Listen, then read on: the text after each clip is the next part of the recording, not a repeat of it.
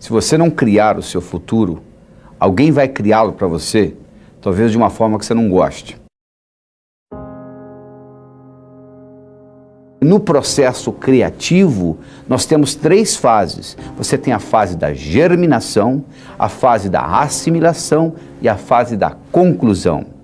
Existe um provérbio chinês que diz o seguinte: é muito difícil prever, principalmente o futuro. O único jeito que eu conheço de prever o futuro é inventá-lo. E como é que você inventa o futuro? Você inventa o futuro aprendendo a trabalhar com a tecnologia de linha de tempo. Você tem na sua estrutura neurofisiológica um jeito de você saber que ontem foi ontem, hoje é hoje e amanhã ainda não chegou. Se eu lhe perguntar, você escovou os dentes ontem? Você diz, escovei. Você escovou os dentes hoje? Você diz, escovei. Você escovou os dentes amanhã? Você diz, não. Amanhã ainda não chegou. Aí eu lhe pergunto, como é que você sabe que ontem era ontem, hoje é hoje e amanhã ainda não chegou? Você vai dizer, eu sei porque sei. Pois bem, existe um modo dentro do seu cérebro de você saber que ontem foi ontem, hoje é hoje e amanhã ainda não chegou. No momento que você aprende como que o seu cérebro codifica tempo, você pode fazer o passado virar futuro e o futuro virar passado. E com isso você pode criar memórias do futuro do mesmo modo que você tem memórias do passado. E quando você cria memórias, fica mais fácil de se manifestar. Então nós somos animais linguísticos, eu já falei isso em vídeos anteriores.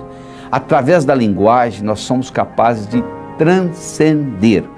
Transcender significa começar de novo. Não interessa a sua infância, não interessa o que aconteceu com você, você pode transcender, começar de novo. Para você começar de novo, você precisa trabalhar num tripé. O primeiro é escolha, segundo é mobilidade e terceiro é mudança. Primeiro você tem que saber escolher. Você diz, não, eu sei escolher. Provavelmente você não sabe. Sabe por quê? Você escolhe aquilo que é possível. Você não escolhe aquilo que você realmente quer.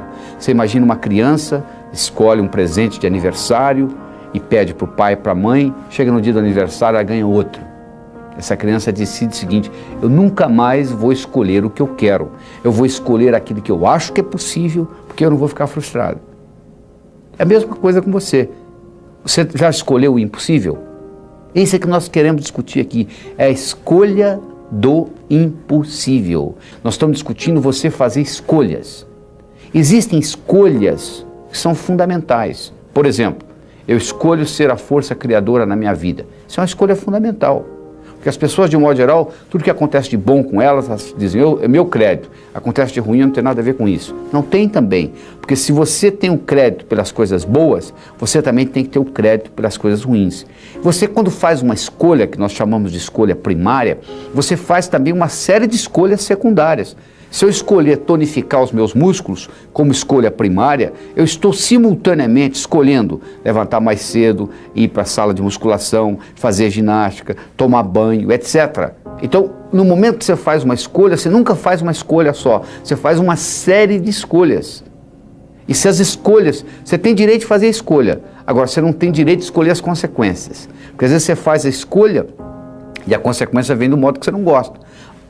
O seu livre-arbítrio está em fazer a escolha e não escolher as consequências. Muitas vezes você faz uma escolha que você acha que é certa e no fim você vai ter consequências drásticas. Mas feita a escolha é a primeira coisa. Depois de feita a escolha, você tem que gerar alguma coisa, ou seja, uma mobilidade. Você tem que ter uma ação, porque tem que acontecer alguma coisa entre a sua escolha e se manifestar. Esta manifestação, então, gera mudança. Você diz, mas e se eu escolher uma coisa que eu escolho ser sadio? Bom, se você escolher ser sadio, não é da boca para fora só não. Essa escolha tem que estar impregnada no seu cérebro. Você muda a sua ecologia. Se eu for lá na floresta amazônica e cortar as árvores, eu não preciso convidar animais de florestas para se mudar de lá. Eles vão sair de lá, não é verdade? Eu não preciso convidar animais de deserto para mudar para lá. Eles vão mudar para lá espontaneamente. Por quê? Eu mudei a ecologia da floresta. Passou a ser deserto. Se um indivíduo diz, eu escolho ser sadio, fisicamente, mentalmente, emocionalmente, espiritualmente, há uma mudança na ecologia. Só que, claro, isso não ocorre da noite por dia, porque no processo criativo nós temos 3 fases. Você tem a fase da germinação, a fase da assimilação e a fase da conclusão. A fase da germinação, eu tenho uma ideia, eu tive uma ideia. Você já notou quando você tem uma ideia nova, tem muita energia? O universo sabe que quando você tem uma ideia, para você decolar um avião, você precisa de uma energia enorme. Você já imaginou se o avião gastasse a mesma quantidade de combustível que ele gasta para levantar voo? Cada 30 minutos tinha que parar para abastecer. Então, na germinação existe uma grande energia despendida. Aí entra num processo de assimilação, é um processo lento. Se você planta uma semente, não adianta você ir lá no dia seguinte ver se nasceu a plantinha, não nasceu ainda. Mas se você pegar aquela semente e levar a um microscópio, você vai ver que dentro da semente estão ocorrendo muitas reações bioquímicas que não está visível a olho nu. Se você quer andar de bicicleta, você anda, monta a primeira vez, cai, monta a segunda, cai, monta a terceira, cai, monta a oitava, cai, monta a nona, anda. Você não pode pular da primeira para a nona.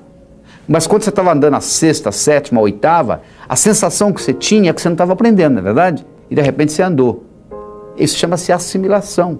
Aquilo, o organismo vai incorporando aquilo. E tem gente que germina uma ideia, quando entra na fase da assimilação, diz, eu tive a ideia errada, eu vou abrir outro negócio. Ele abre outro negócio, antes de começar a dar lucro, ele vai mudando para outro, para outro, para outro. E aí isso aí vai ficar acumulado no cérebro do sujeito, ele nunca conclui nada. Se você não conclui o que você germinou, você não libera energia para novas germinações. Então chega uma hora que o seu cérebro satura, você começa a ter insônia, você perde o entusiasmo pela vida e etc. Então como é que eu resolvo isso? Muito simples. Você diz assim, quer ver? Eu vou tomar café da manhã. Eu estou tomando café da manhã. Eu terminei de tomar o café da manhã. Eu vou dirigir para o trabalho.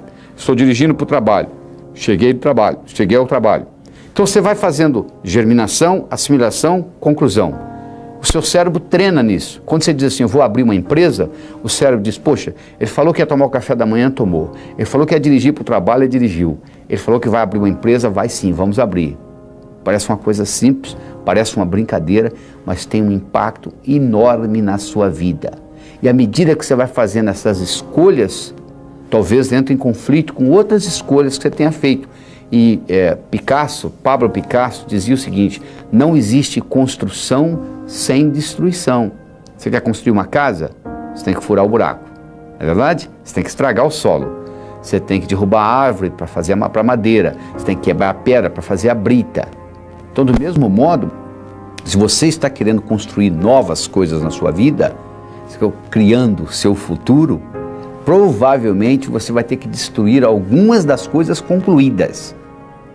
Às vezes você tem que mudar sair de um relacionamento que não esteja funcionando, e etc, etc. Então não é só fazer, não é só construir, você tem que destruir também. Não existe construção sem destruição.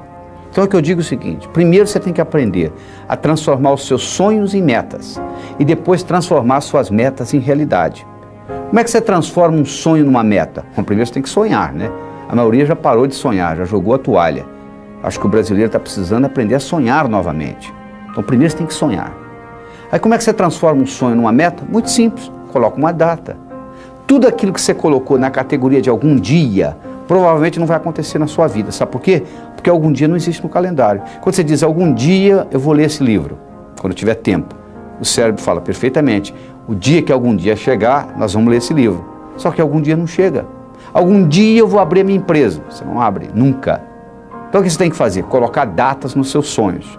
Porque no momento que você coloca a data, eu não estou garantindo que você vai realizá-los. Mas eu estou dizendo que a sua chance de realizá-los aumenta pelo menos 1000 vezes no momento que você põe data nos seus sonhos. Você transforma os seus sonhos em metas. Mas você tem que ver que tipo de meta também. Além de você ter todas essas metas, você tem que ter uma coisa mais importante do que metas, que costura tudo isto, que chama-se finalidade de vida. Por que você está aqui?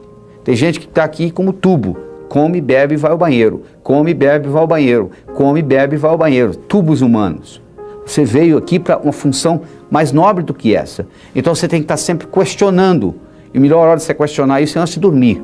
Tudo que acontece com você nos 20 minutos antes de você deitar, com o seu cérebro, rumina a noite inteira. Se você assiste muita violência e vai dormir, durante a noite toda a violência rumina no seu cérebro. Se você briga com seu esposo ou sua esposa e vai dormir, você passa a noite brigado. Se você brigar, procure fazer as pazes antes de dormir, porque do contrário você vai brigar a noite inteira e vai deteriorar, vai atrapalhar o relacionamento. Então, se você fizer uma pergunta para você mesmo, durante 7 dias seguidos, qual é a minha finalidade de vida?